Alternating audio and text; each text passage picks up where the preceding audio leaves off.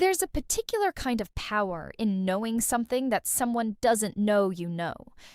I had that power for 6 years. I carried it quietly, the way you carry a card you know you won't need to play. But you keep it, just in case. You keep it because the world has a way of making you need it eventually.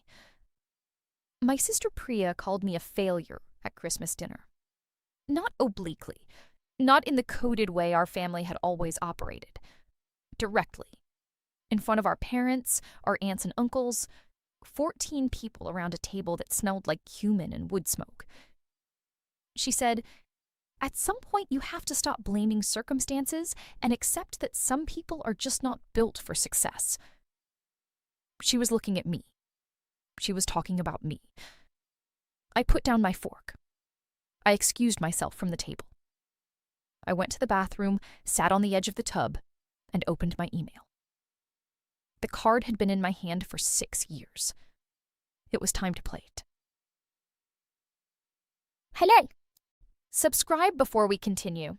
This channel runs on your support, and this story is one of the ones I've wanted to tell for a long time.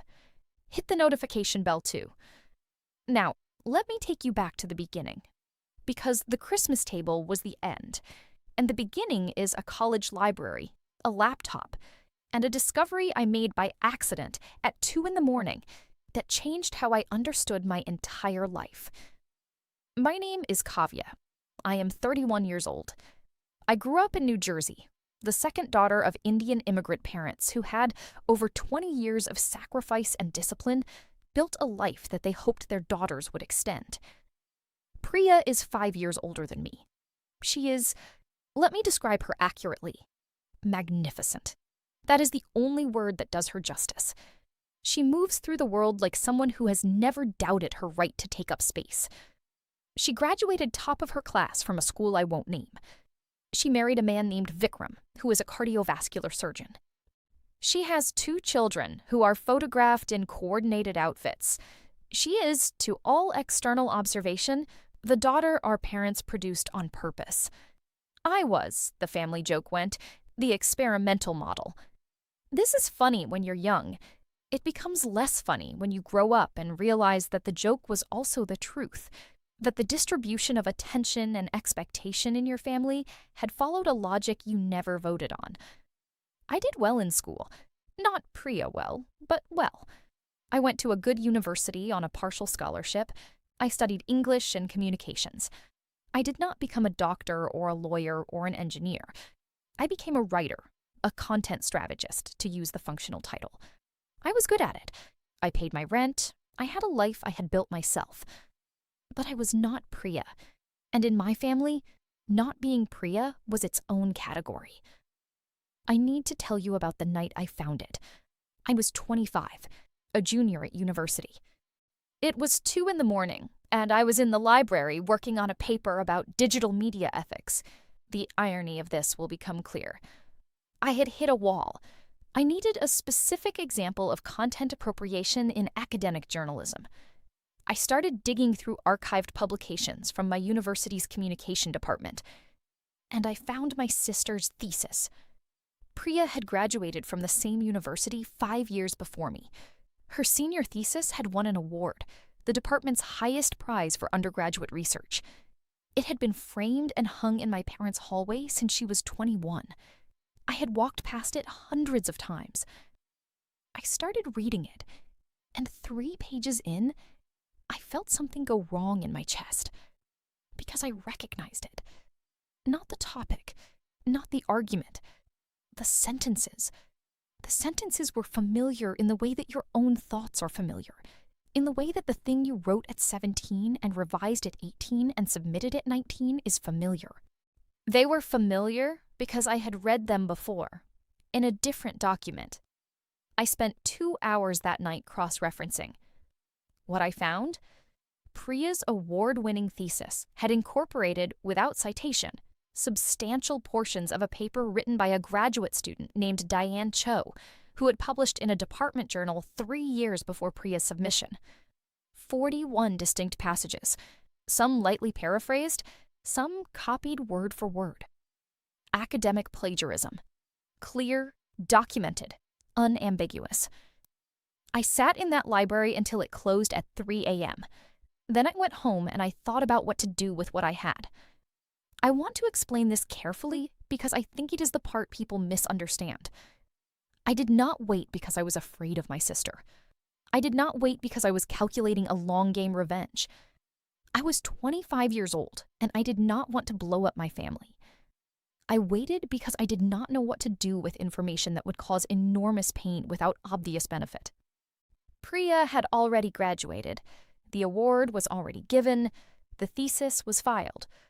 Reporting it to the university would retroactively revoke a degree, cause upheaval, damage things.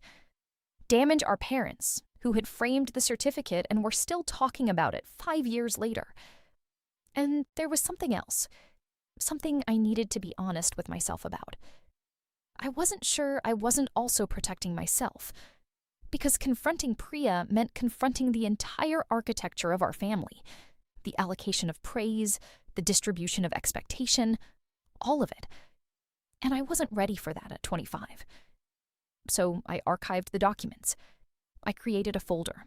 I saved a copy on a drive and another in my email. I gave the folder a neutral name. And I moved on. I moved on for 6 years. And every time my mother mentioned Priya's award, every time the framed thesis in the hallway caught my eye, I thought about the folder, and I thought, not yet. Until Christmas. I should tell you that Priya's comment at the Christmas table didn't come out of nowhere. It came at the end of a year in which the gap between our lives had been a recurring topic. I had gone through a difficult stretch. A relationship had ended. I had lost a major client and spent 4 months rebuilding. I was fine. I knew I was fine. I was working, I was building. But on the surface, at family gatherings, the contrast was stark. Priya had a new house. Vikram had been promoted. The children were perfect. And I was there. My mother would never have said what Priya said. She would have implied it, deflected, redirected. But Priya had always been more direct than the rest of us, more willing to say the thing. So she said the thing. And for a moment, just a moment, the table was quiet in that particular way of a group of people deciding whether to acknowledge what just happened. My father cleared his throat. My aunt reached for the bread. Priya picked up her fork. And I excused myself. I sat on the edge of my sister's childhood bathtub. We were at my parents' house. And I opened my email. The archived folder was still there. 6 years later, exactly where I had put it. I did not send it to my parents. I want to be very clear about this. I did not want to devastate my parents at Christmas dinner. That was not the play. I sent it to one person, Diane Cho, the graduate student whose work had been taken. She was now Dr. Diane Cho. She had her PhD. She was faculty at a university in California. She had built an academic career on original work. Her early paper, the one that had been used, was cited in her publications. It was part of her record.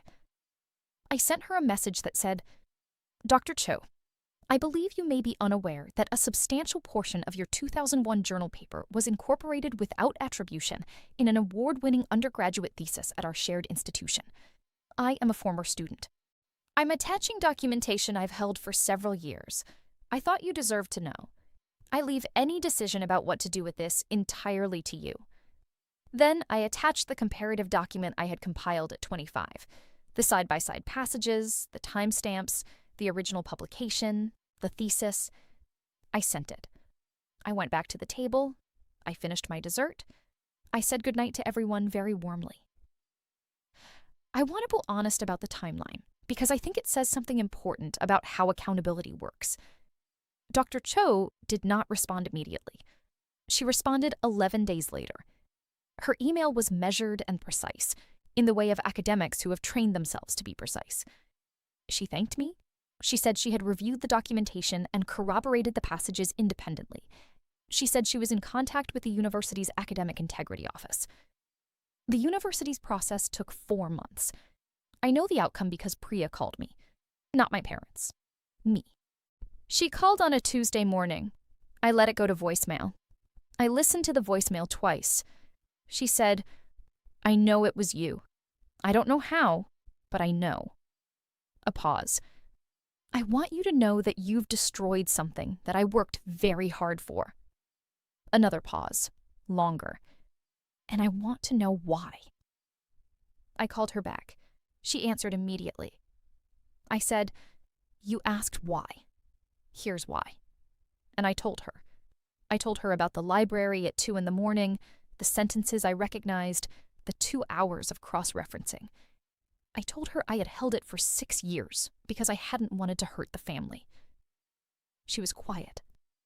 Then she said, "You held it for 6 years and then used it because I embarrassed you at dinner." I said, "You told our extended family that I'm not built for success. In front of our parents. At Christmas." Another silence. I said, "Priya, you have spent our entire lives being the example I was supposed to follow. And I followed it. I followed it for 30 years. And the foundation of it was stolen." I heard her exhale.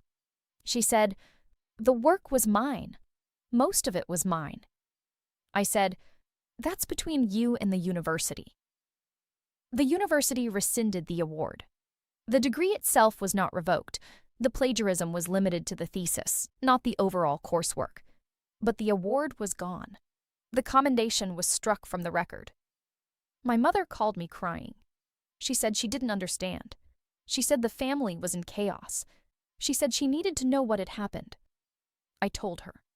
I told her everything. The library, the folder, Christmas dinner, the call to Dr. Cho. I told her in sequence, without softening it, and I let her sit with each part. She was quiet for a very long time. Then she said, "Why didn't you tell me 6 years ago?" I said, "Because I was protecting you, and because I was protecting Priya." She said, "And Christmas changed that?" I said, "Christmas was the moment I understood that no one was protecting me." Priya and I have not spoken since the phone call. Our parents are navigating this with the careful sadness of people who love 2 daughters and are not sure what to do when those daughters can no longer be in the same room. The framed thesis is no longer in my parents' hallway. I noticed its absence the last time I visited. I didn't mention it. Some things don't need to be said. I've thought a lot about whether what I did was right, whether waiting and then acting was strategic in a way that reflects badly on me, whether sending that email from my parents' bathroom on Christmas night was something I should be proud of. Here's what I've arrived at. I spent 6 years protecting someone who was not protecting me. I absorbed the imbalance of our family's expectations, made myself smaller, and held a secret that could have changed things out of love, out of loyalty, out of the particular cowardice of not wanting to make the situation worse.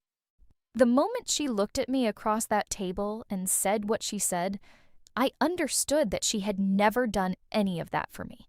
Not once. Not ever. I'm not a failure.